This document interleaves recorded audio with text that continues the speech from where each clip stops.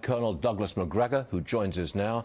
Sir, what's the strategy? Putin attacks a nuclear power plant. What's the strategy behind that? Is it just to intimidate civilians? The strategy was not to attack any power plants or the power grid. The Russians have very carefully avoided interrupting any power. No damage to communications, no damage to any of the things that are essential, like the water supply. What you're seeing is that the Russians have now driven what is left of the Ukrainian forces, who are taking refuge in population centers, cities, because they have no mobility, no air defense, no air cover, no logistical infrastructure.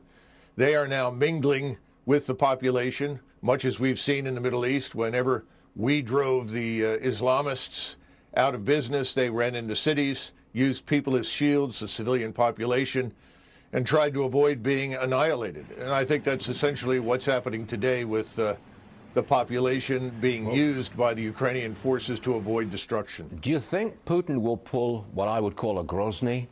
Grozny was the capital of this breakaway republic. He flattened it when the civilians resisted. Yes. You're going to see this. I mean, is he going to flatten Ukraine? No, absolutely not. In fact, he's worked hard to capture most of it intact. Surprisingly little damage, frankly, Stuart. Much less damage than we inflicted on Iraq when we went into it, either in '91 and again in 2003. Now, I think they're just surrounding the Ukrainian forces, and they are annihilating them. And this is inevitable. And Mr. Zelenskyy, I think, is postponing the inevitable in the hopes that we are going to rescue him, and we are not coming. President Biden has made that very clear. You think the end is in sight? Well, the end of this phase is still a few days away.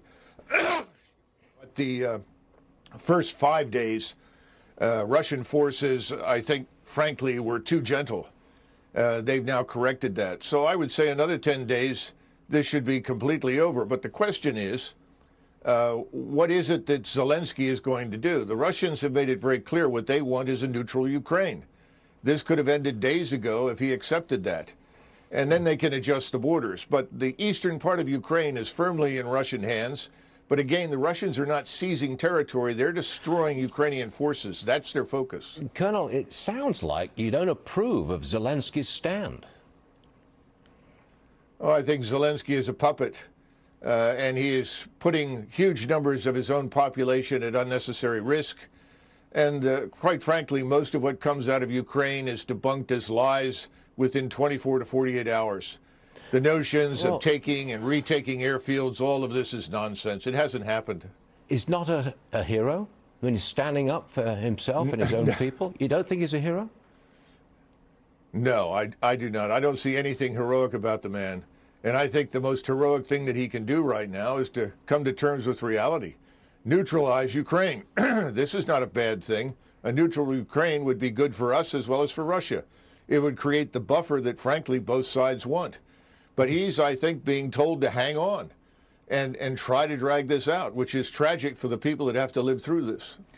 I'm inclined to disagree with you, Colonel, but, you know, we'll see how this works out. Colonel Douglas McGregor, tough guy. Thanks for being with us, sir. We'll see you again soon. Thank you. Thank you, Stuart. Lots of different opinions on this show.